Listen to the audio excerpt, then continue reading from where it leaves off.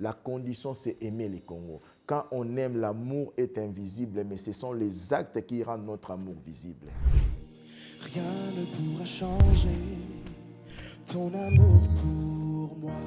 Tu m'as toujours aimé, sans relâcher ton amour n'abandonne pas. Le choix de ces thèmes, parce que quand nous parlons des ténèbres, le ténèbre, bibliquement parlant, c'est l'ignorance. Le ténèbre, bibliquement parlant, c'est le chaos.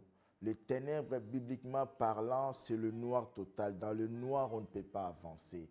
Et c'est une parole qui vient, on n'a pas réfléchi, on a décidé ces thèmes, mais c'est Dieu qui a inspiré ces thèmes pour donner un espoir aux Congolais, pour montrer aux Congolais qu'il n'a pas oublié le Congo, mais sa lumière arrive. C'est pour ça qu'il dit, le ténèbre ne régneront pas toujours. Tout ce que nous voyons aujourd'hui au Congo, tout ce qui fait régner le ténèbre, la méchanceté, les empoisonnements, la souffrance, c'est le ténèbre qui fait régner ça. Et ça, c'est un message que Dieu a envoyé pour dire que le ténèbre ne régneront pas toujours.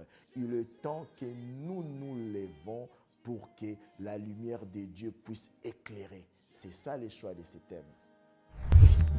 Je n'ai que toi, je n'ai que toi, je n'ai que toi. Je n'ai que toi, je n'ai que toi, je n'ai que toi. Comme je l'ai dit tout à l'heure, le choix est déterminé par des choses. D'abord, c'est que le Saint-Esprit inspire et dépose dans le cœur des membres de cette organisation, de cette plateforme chrétienne, la famille Alpha et Oméga. Au-delà du Saint-Esprit, c'est aussi la disponibilité. Et ça a été déterminé par les choix.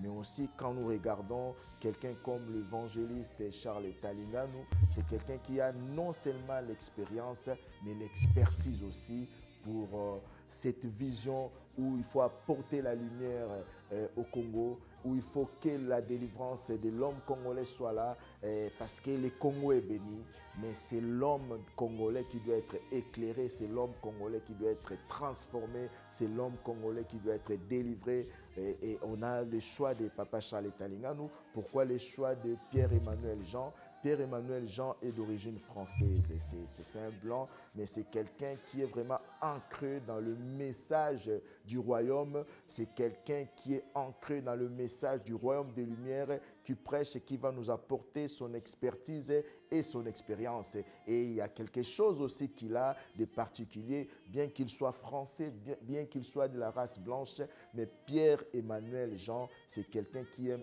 énormément la République démocratique du Congo, mais ça sera pour la première fois qu'il va venir au Congo.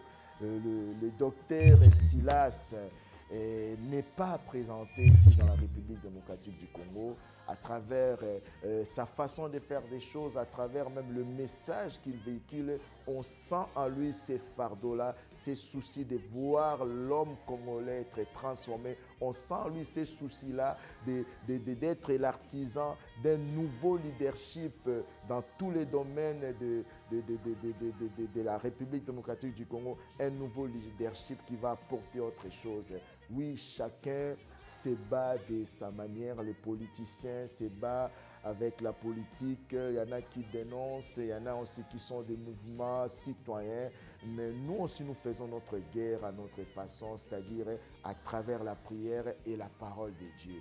Et les hommes de Dieu qui sont là, les femmes de Dieu qui sont là, le chantent, parce que vous savez, la destinée passe aussi par l'adoration et la louange.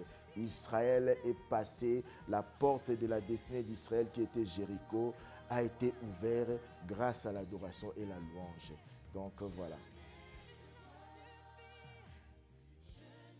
J'invite tout Congolais, d'abord, qui aime le Congo, et tous les enfants de Dieu, parce que, étant enfants de Dieu, nous avons ces devoirs-là de prier, d'agir de notre manière pour que l'homme congolais soit changé, l'homme congolais soit transformé.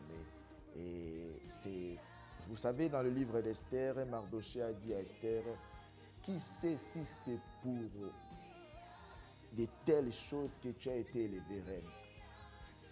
Dieu a voulu que nous soyons ses enfants, que nous soyons ses serviteurs, ses servants de Dieu. Ce n'est pas pour que nous puissions rouler carreau, ce n'est pas pour que nous puissions avoir la renommée mondiale, ce n'est pas pour que nous puissions manifester une certaine bénédiction matérielle, mais c'est pour que nous soyons aussi les artisans de la lumière, de la manifestation de la gloire de Dieu au Congo. C'est-à-dire, tout enfant de Dieu, tout Congolais qui aime le Congo. La condition, c'est aimer le Congo. Quand on aime, l'amour est invisible, mais ce sont les actes qui rendent notre amour visible. Je n'ai que toi.